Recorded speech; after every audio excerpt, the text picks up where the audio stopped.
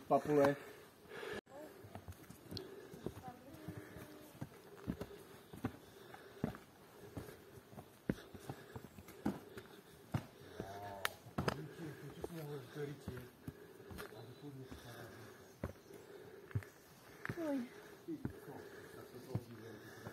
No.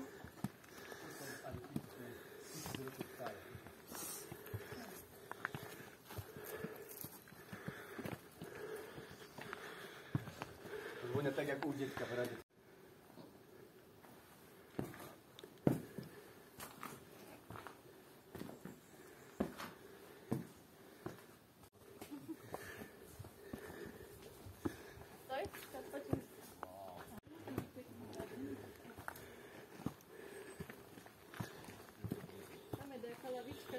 Paráda, toto ty kokos. Paráda. To boli časy.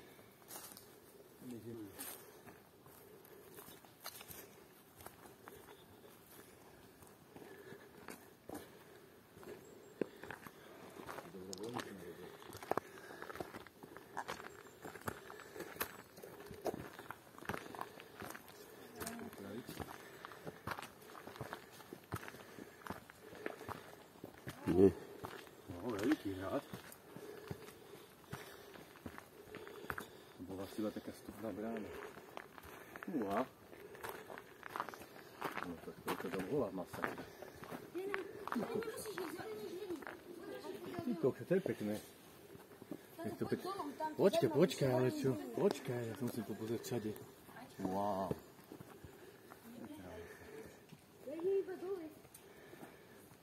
Hlavná strážna väža. Stojí na najvyššom bodenom hrade a stojí sa v druhej bráne. Kozal, to je paráda. To keď dorobia. Áďo, tam je dole podzemie, to si videl? Počkaj, mama. On je pod nami. Aha, tam je podzemie. Ty kokšo, to je haus. Tak sem prídeme spať. Tu sa poškrába, lebo nejaká mucha doma furt. Dobrá halus. Pekné to je, nie? Koľko sa aj narobili, kým to prerobili. Poď, láska, tu skonáme si. Dom veliteľa to bol. Renesančná dvojpodlažná budova slúžila ako bývanie pre vojakov a stráž pre vojakov. Bola veľakrát prestavená, ako ukázal doterajší výskum. Na mieste renesančnej budovy veliteľovho domu stála už nestorom stredoveku granulová a závežová stavba. V podrobnom súpise budov z roku 1776 je dom veliteľa opísaný ako malá veliteľská. Jašterica! Z jednou malou izbou, malou koforou s komorou. Wow. Mi šibek kofory. To je krásne. Čo robíš? Tam je jašterica. Ale ty si neinteresuješ. Len my dvaja nemáš. No? Už to nebude vedieť, že som to...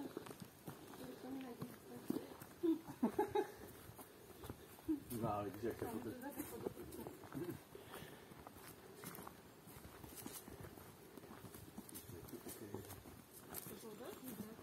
To nezdá, nie? Ja som myslel, že to len tu dole, čo to bolo. A ja som si myslel. Hospodárska budova, ktorá slúžila ako spomína na hrade druhé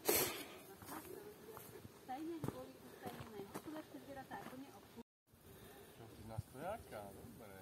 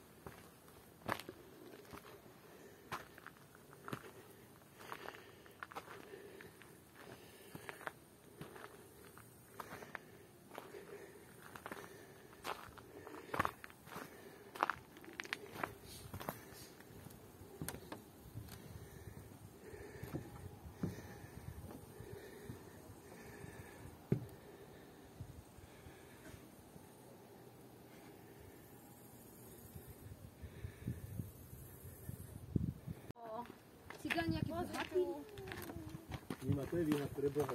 Pošod nás Dena, ako sa dívame s takom. Wow. To je vyhliadka. A jašterica. Henta mi bola ešte lepšie, na hentom brále. Tu jašterica tam je. Neka pídi. Koniec a tam by si to videla.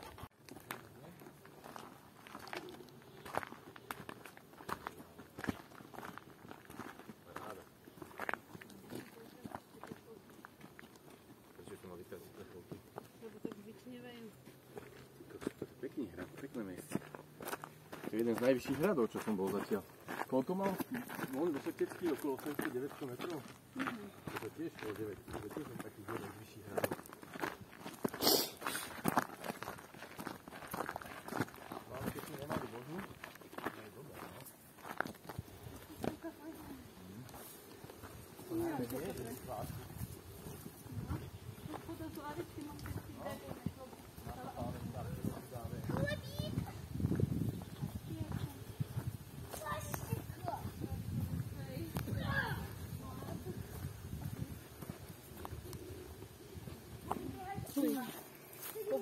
A tam stojí nejaký oný.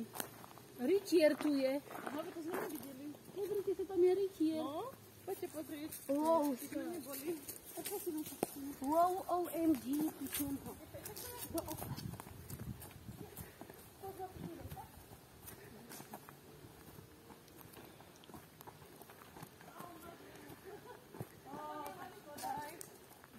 Tam je spôl lavička.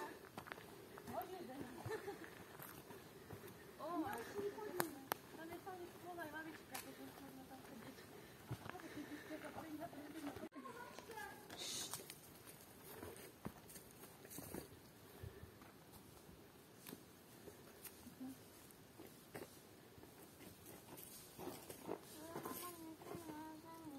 Tak poď na bok.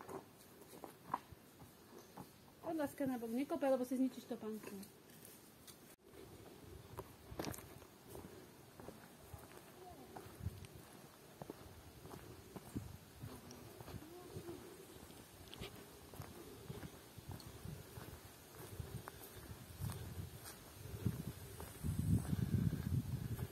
Potom kde je tá Lukáš? 2 kilometre, ale až. Táto bude asi za tým až hore. Za tým.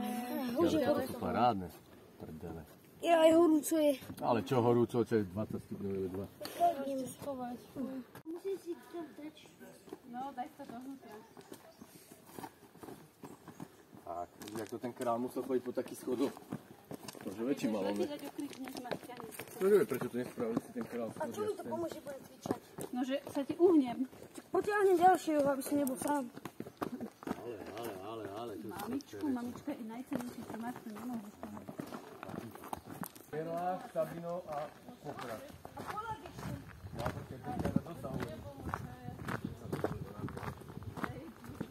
Tu postava skrinu.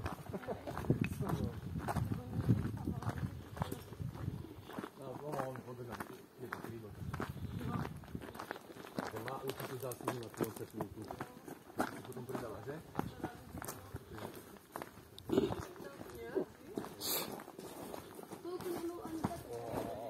Jo, ja som mal.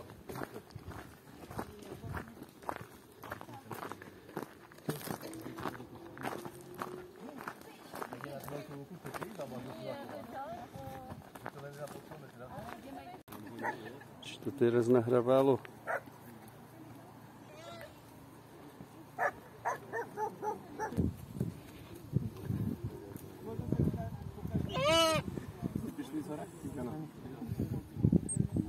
Poďme sa pozrieť tam ešte? Áno. Páči sa ti? Môžete sa prísť pozrieť aj na vystúpenie, ktoré máme o 3:30. Keď stihneme s malou, prídeme.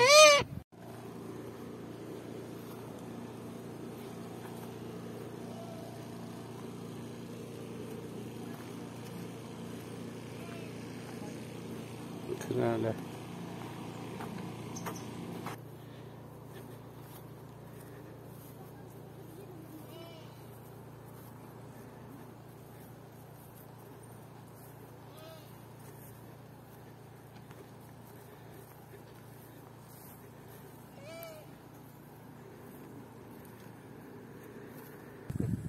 Na všetkých obrázkoch tu nebol žiadny klub. A možno to teraz dali taký, čo ja viem. Tak možno fotili, keď tu vyšli. Aj to je možné, že to nebolo takto. Tam je ďalší. Tú trávu, čo mala psknú. A on pôjde za mnou.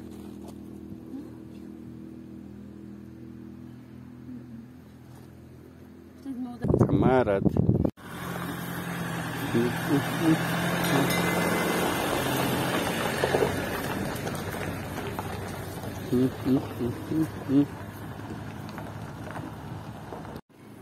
To bola teda výstroj dravca, no a výstroj sokoliara vidíte na mňa, na mojom kolegovi. Je to teda sokoliarská rukavica, brašňa a podobne. Zatiaľ nám teda prišiel ďalší dravec, a to naša Agátka, náš orliak bielohlavý. Čisto, to je parádne, ako americký symbol. Vlajky majú toto. Americký. Wow. To je parádne. Takého už máte čo? Chcela by si? Poď sem. Orliak má podobnú veľkosť a rozpätie krídiel, ako túto naša Agáta, orliak bielohlavý. A to teda veľkosť, približne rozpätie krídel 2,5 metra, váha 4,5 kg. Tento náš orliak morský sa zdržuje hlavne v povodí Dunaja, Hrona a na Liptovskej Mare, a to preto, že hlavnou zložkou jeho potravy sú práve ryby. Ryby sú takisto hlavnou zložkou potravy aj tuto orliaka bielohlavého a lovia ich rovno z vodnej hladiny. Môžete si všimnúť, že Agáta má krásnu bielu vyfarbenú hlavu, no a takúto hlavu majú aj... Ale to je parádny, nie?